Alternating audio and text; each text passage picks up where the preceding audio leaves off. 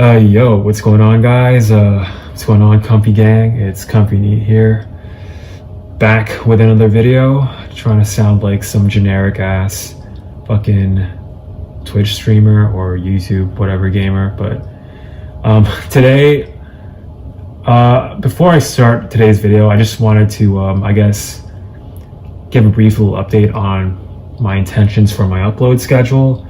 And I basically intend to alternate between the two, I guess, types of videos I've been making. The first being, I guess, like the regular videos talking about like NEET topics or things that NEETs will probably relate to, I guess. And the second being my new self-improvement series, The NEET Ascension, which is going to be based as fuck. But yeah, so make sure to stay tuned for that. But anyways, I'm going to alternate probably every other video, like alternate between the two and try and upload more frequently since I have two series now. If you can even call my regular videos a series, but yeah. So anyways, today I wanted to talk about, I guess, the struggles of being an introvert and yeah, I guess what it's like being an introvert and things that introverts could probably relate to, as well as defining what it means to be an introvert. So getting to that, what does it mean to be an introvert?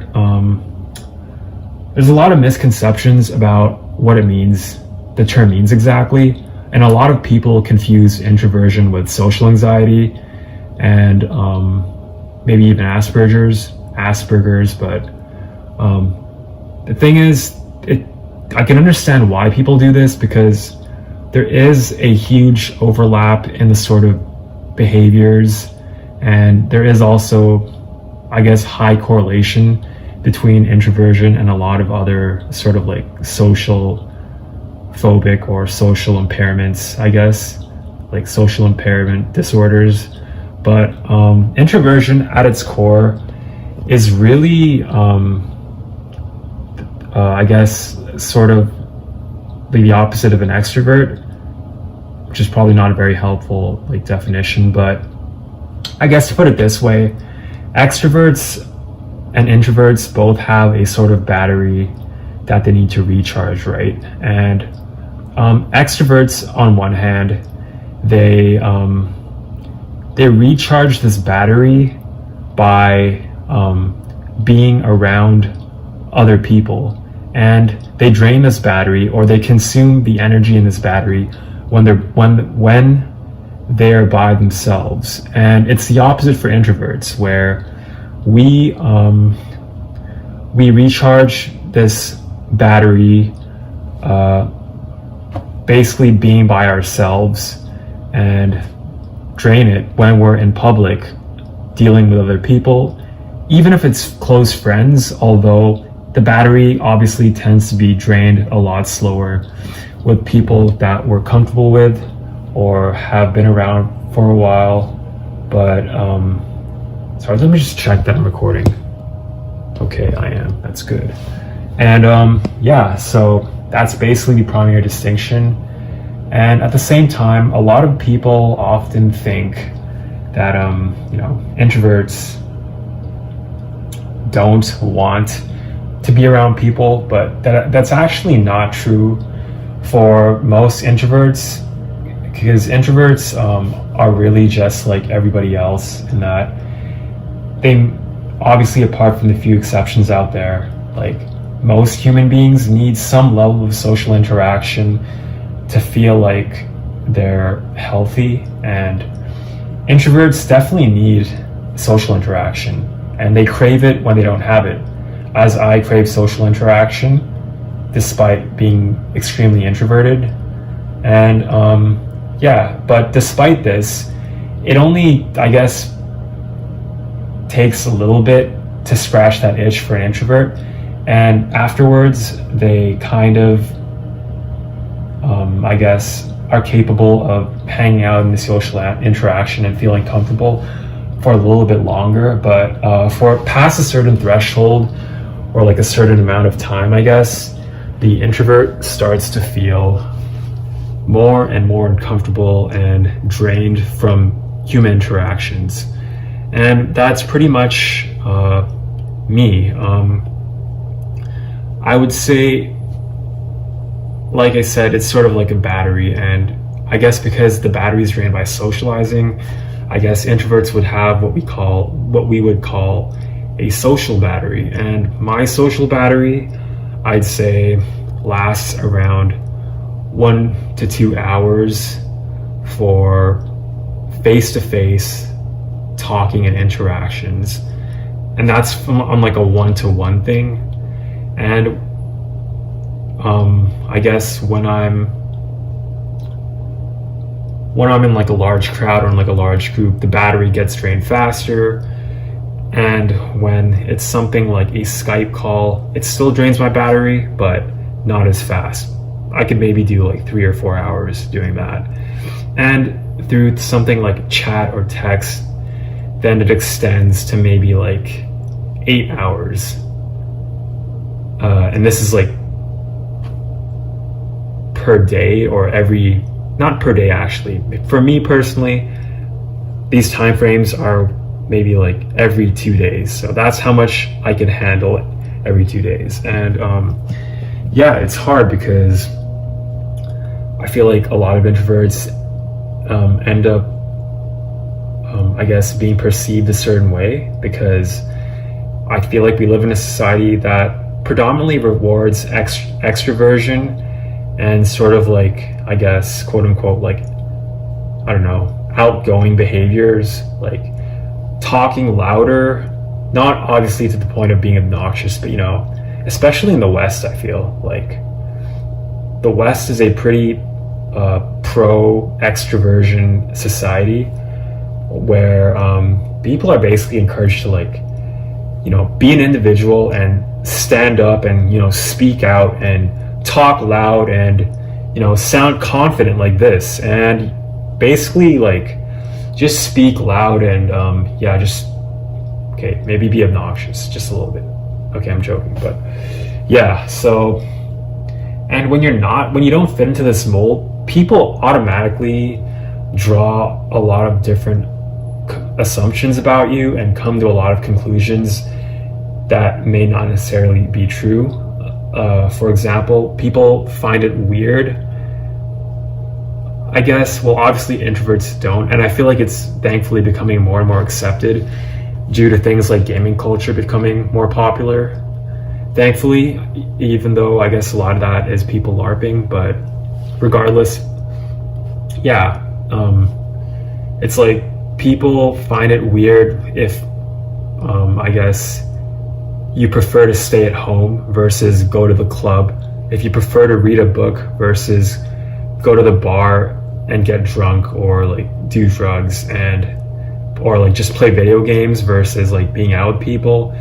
And you're kind of expected, I feel, to always be with a friend group and hang out and do things. And if you tell people that you're doing things alone, then they kind of just assume that you're weird, I guess. And they also like to assume things like that introverts are really like shy and incapable of having social interactions and all these other things. And, you know, in my case, it's true because I suffer from a lot of other different issues, like mental problems. But I'd say there are many examples of introverts out there who could actually, I guess, hold a conversation and actually be quite charismatic and, you know, be able to have like deep, lasting connections. And yeah, but I feel like as far as those people go, it tends to be a lot rarer. Fuck, I can't talk. And yeah, so there's that. And what else do I have to say about introverts?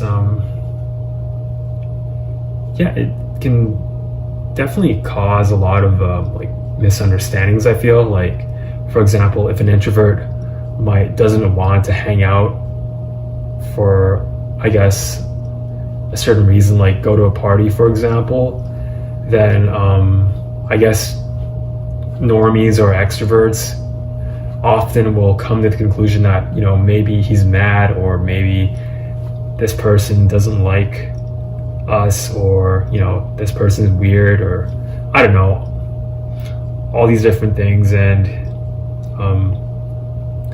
yeah, definitely sucks, because at the end of the day, introverts, I feel, have to sort of make a decision, are always at a dilemma of whether they should stay true to their introverted nature and be comfortable with having less social interactions, or I guess be peer pressured into hanging out with like people. And I feel like I was like this, where I was fairly introverted. So back in the day when I like still had quote unquote friends, I would get invited out a lot, and I feel like I would kind of go out and hang out of obligation, and I definitely enjoyed it to an extent, but especially compared to now where I'm basically alone like most of the time. But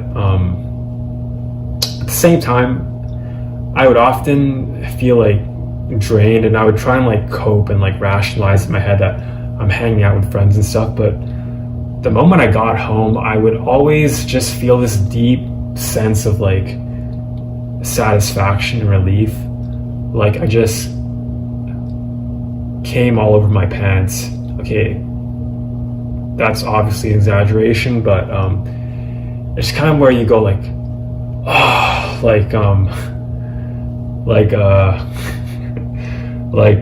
kind of like how, for example, if you are walking the whole day, or I don't know, maybe for wages, like if you've been working like a 8-hour shift, and you go home and finally get to sit on the couch and turn on the TV, I feel like it's probably a pretty similar feeling, where I guess socializing and being with people past a certain point actually ends up feeling like a chore. And yeah,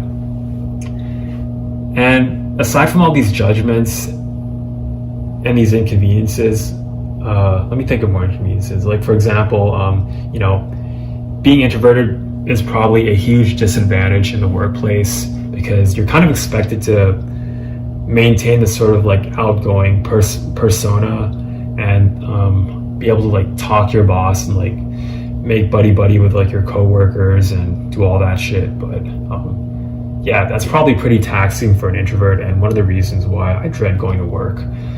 And also definitely interacts with things like my social anxiety and my Asperger's, where it just makes it kind of like acts as sort of like a multiplier, where like by itself it wouldn't be that bad and I could probably I guess deal with it. But when you're introverted and you have these like Asperger ASD symptoms, I'm not saying I have Asperger's or that I have autism per se, but I do still suspect, after thinking about it, that I am somewhere on the spectrum, even if it's only minor.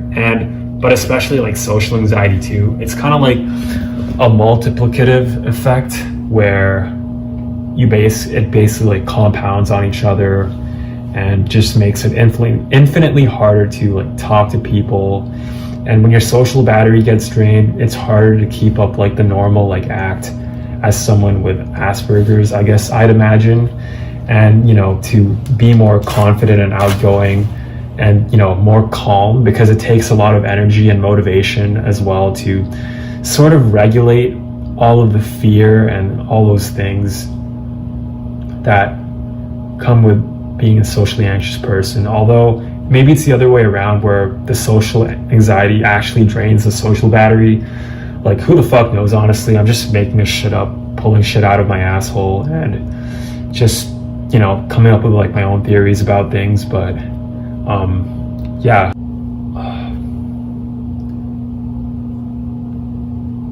And I guess one thing that I can add about being like introverted, I guess, and I forget if I mentioned this earlier in the video, is that thankfully I guess it's starting to become a little bit more socially acceptable to be introverted, due to things like gaming culture and I guess stuff like that becoming more popular. But at the same time, I feel like introverts are still, valued less than extroverts. And I feel like this is especially true on the dating market, as I've said earlier, and work, and okay, yeah, I guess like pretty much everywhere, you know. And I feel like for guys especially, I feel like guys are kind of expected to be more extroverted unless they're like, I don't know, like the top like 10% or whatever, because I feel like if they're not that way, then people kind of assume that you're like trying too hard to be like stoic or all that stuff. And so as a result, you're kind of expected to, yeah, there's like that factor too. And anyways, I can't really think of anything else to say, so I'm probably gonna end the video now. So make sure to hit the like and subscribe button down below if you enjoyed what you've watched. And yeah, hopefully stay tuned for my new series. And this is Comfy Neat signing out.